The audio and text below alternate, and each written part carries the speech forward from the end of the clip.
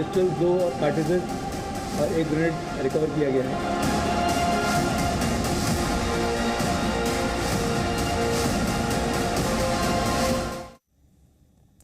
सबसे पहले बड़ी खबर, दिल्ली से गिरफ्तार पाकिस्तानी आतंकी अशरफ उर्फ अलीब से पूछताछ में कई चौंका देने वाले खुलासे हुए हैं। स्पेशल सेल के सूत्रों के मुताबिक 2011 में दिल्ली हाईकोर्ट के गेट पर जो बम धमाके हुए थे उसमें भी आतंकी अशरफ ने रैकी की थी, लेकिन धमाके में यह शामिल नहीं था।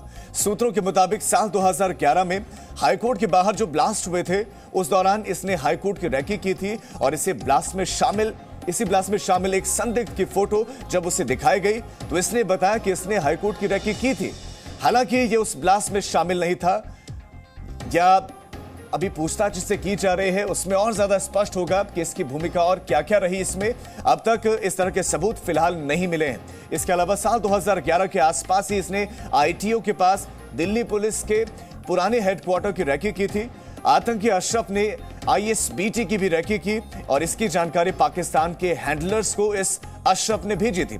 फिलहाल ये दिल्ली के क्या किसी ब्लास्ट में शामिल रहा है, इसको लेकर जांच एजेंसियां इससे पूछताछ कर रही है। लेकिन अभी बड़ी खबर यही है कि इसने रैकी की थी। हाईकोर्ट के बाहर जो ब्लास्ट हुआ था उसमें अशरफ ने रैकी की थी। पाकिस्तानी आतंकी अशरफ पर और बड़े खुलासे हुए हैं। दिल्ली पुलिस के स्पेशल सेल ने ये खुलासे किए हैं। 2011 में दिल्ली हाईकोर्ट के बाहर ब्लास्ट के लिए इसने रैकी की थी।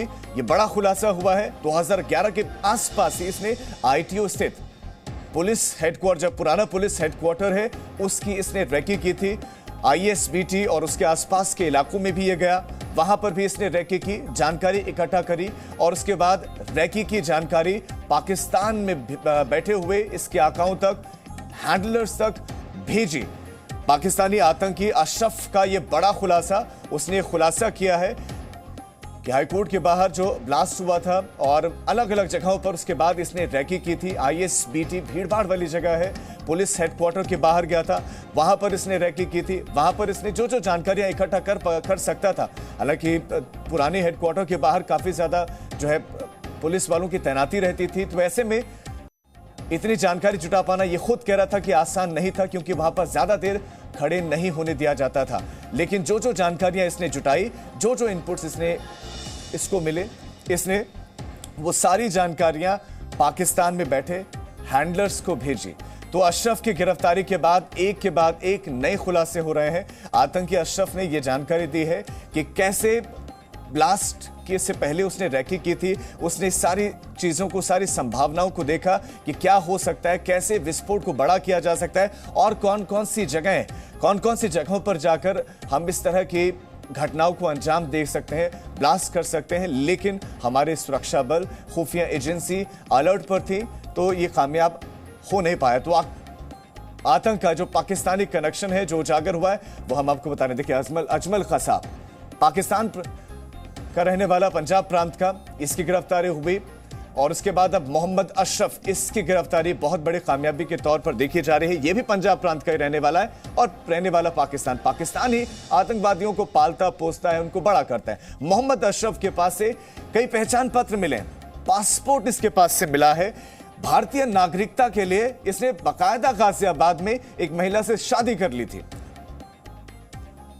तो दिल्ली में आतंकी जो वापसी हुई है और अशरफ के रूप में जो वापसी हुई है, इससे जुड़ी हुई सारी बातें हम आपको बता रहे हैं। अपना पहचान पत्र बनाने के लिए इसने भारत में शादी की, गाजियाबाद में इसने एक महिला से शादी की।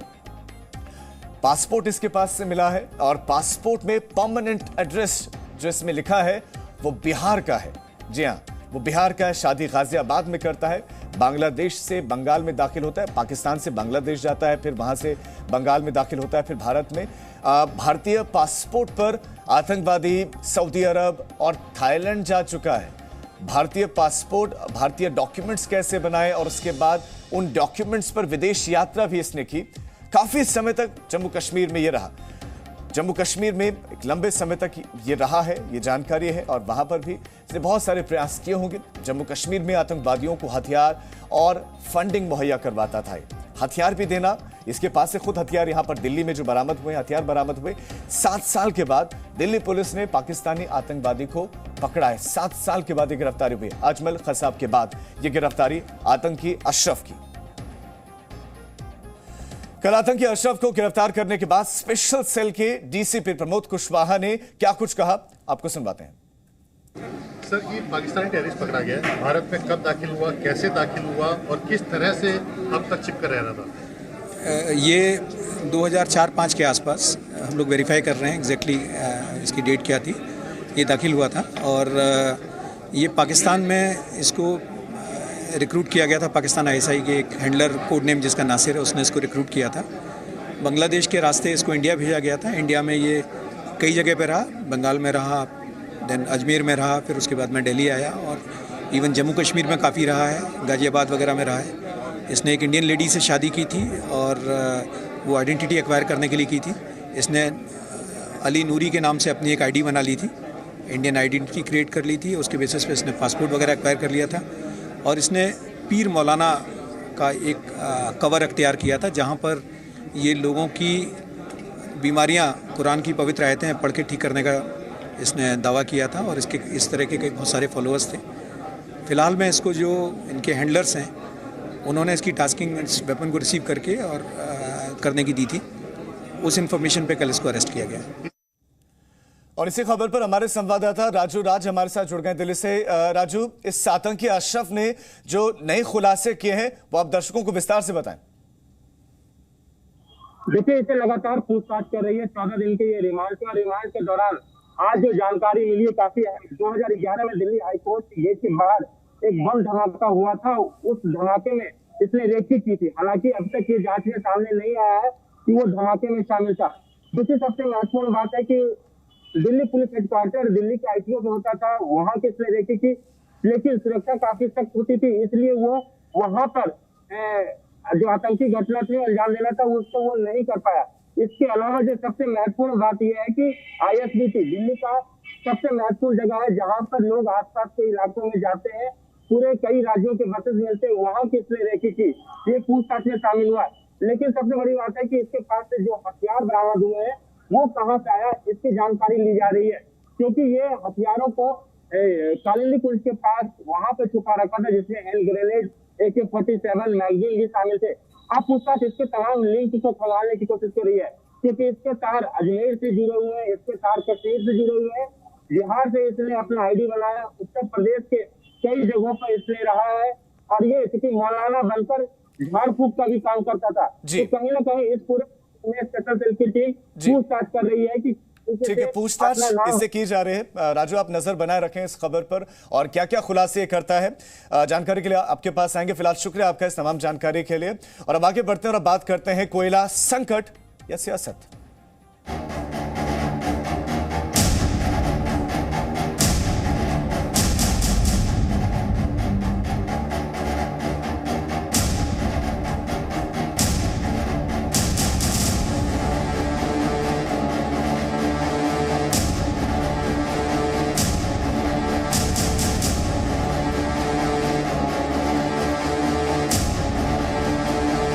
पैनिक ऐसी स्थिति बिल्कुल नहीं है, इतना मैं कहना चाहता हूँ।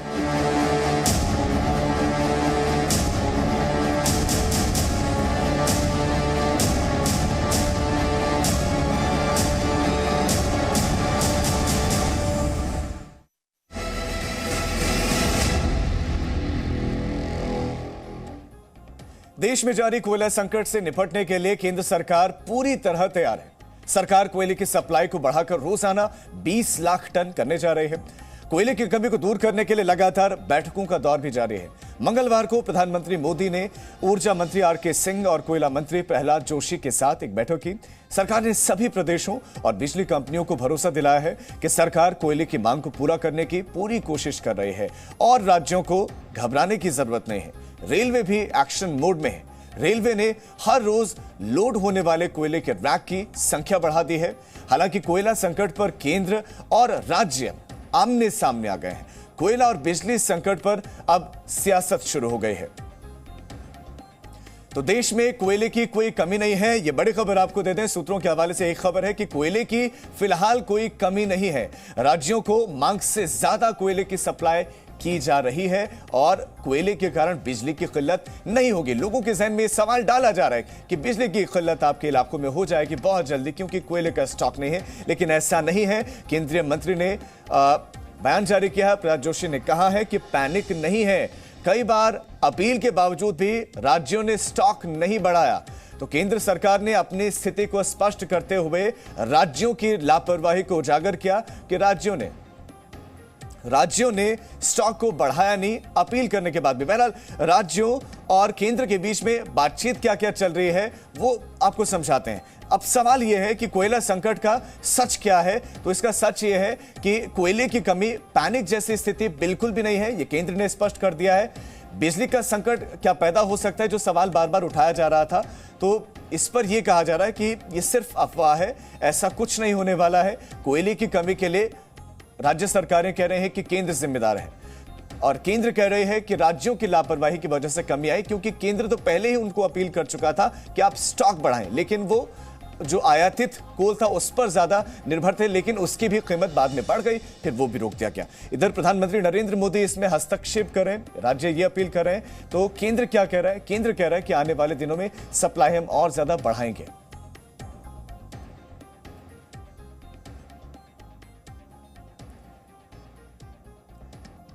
और हमारे संवाददाता दो अलग अलग राज्यों से हमारे साथ जुड़ गए हैं। दिल्ली से हमारे साथ ब्रह्म प्रकाश हमारे संवाददाता जुड़े हैं, तो अंकित हमारे साथ मुंबई से जुड़े हैं, माफ कीजिएगा अंकुर हमारे साथ जुड़े हैं मुंबई से। अंकुर, सबसे पहले आपके पास आना चाहता हूं, क्या स्थिति है महाराष्ट्र की? महाराष्ट्र सरकार क्या कह रही है, वो क्या केंद्र सरकार से अपील कर रही है और केंद्र का स्टैंड क्या है, वो तो केंद्रीय मंत्री ने स्पष्ट कर ही दिया है।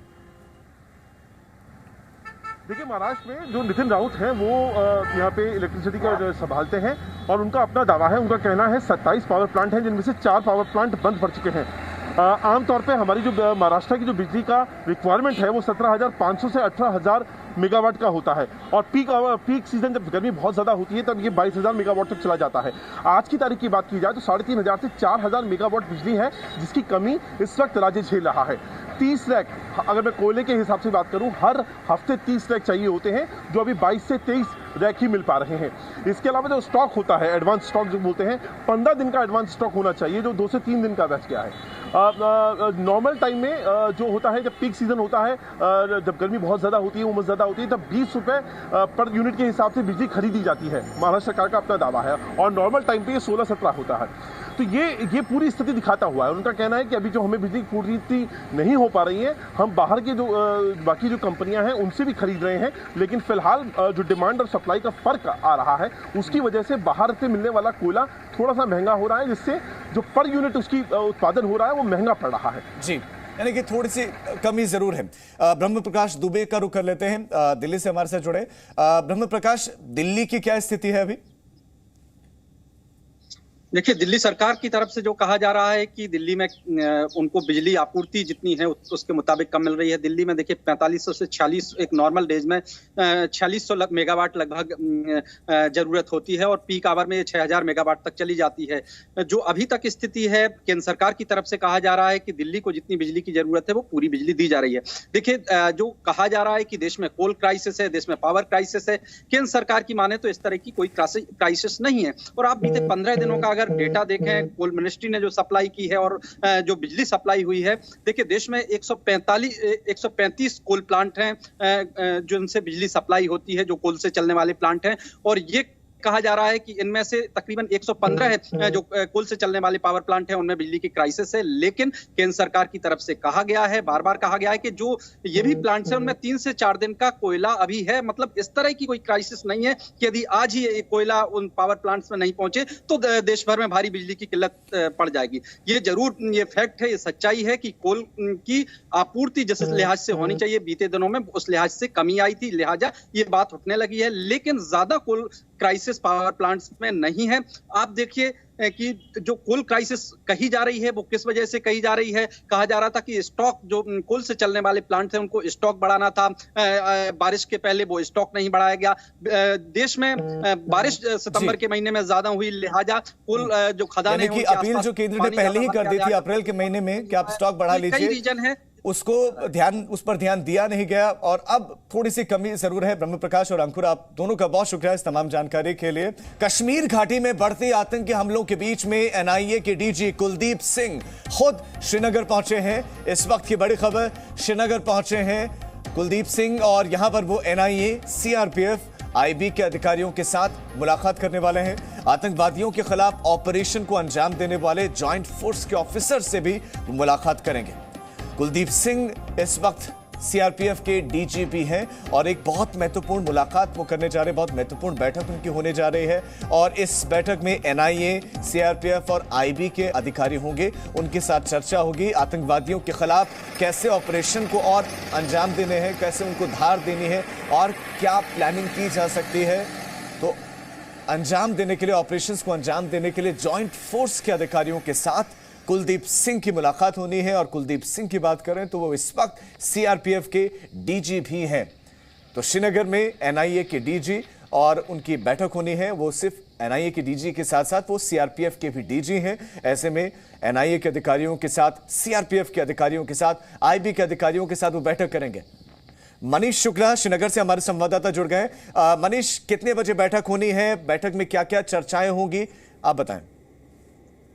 देखिए राजीव, सीआरपीएफ और जो एनआईए डीजी दोनों का चार्ज कुलदीप सिंह के पास है। वो एक दिन के बैठक के लिए, एक दिन के दौरे पर श्रीनगर आए हुए हैं। सुबह थोड़ी देर पहले ही वो यहाँ लैंड हुए हैं और शाम को उनकी वापसी है। लेकिन इस दौरान वो एनआईए की जो रेड्स चल रही है लगातार, हमने कल भी देखा कि 16 लोकेशन पर हुई थी और यहाँ चूंकि आईबी की टीम भी दिल्ली से आई हुई है और जेकेपी पुलिस सभी मिल करके टेरर का नेटवर्क खत्म करने के जो मिशन पे लगे हुए हैं, तो उस पर वो बैठक करेंगे। वो एनआईए की जो यहाँ टीम है, जो उन्होंने विजन से इकट्ठे किए हैं, उसका वो देखेंगे, एक तरीके से मूल्यांकन करेंगे, रिव्यू करेंगे और इसके साथ ही साथ ये भी जो आईबी के साथ वो इनपुट पर भी चर्चा करेंगे कि किस तरीके का थ्रेट कश्मीर में है। क्योंकि लगातार खुफिया एजेंसियां ये कह रही है कि रेडिकलाइजेशन और पाकिस्तान से जो यहाँ यूथ है उनको ब्रेन वॉश कर टेरर ग्रुप में शामिल करने की लगातार बात हो रही है और सभी टारगेट कर रहे हैं यहाँ जो सिविलियंस हैं, लोकल्स हैं, उनको मारने के लिए, उन पर हमले करने के लिए। तो एक बड़ा मिशन केंद्र सरकार की अलग अलग एजेंसियां काम कर रही हैं और उसी सिलसिले में सीआरपीएफ और ठीक है, यानी कि इसी कड़ी में बहुत महत्वपूर्ण है। शुक्रिया मनीष आपका जानकारी के लिए। मुलाकात होनी, बैठक होनी है, बैठक में चर्चाएं भी होंगी और अब आगे बढ़ते हैं। Presenting B news app available on Google Play and App Store. Download it now.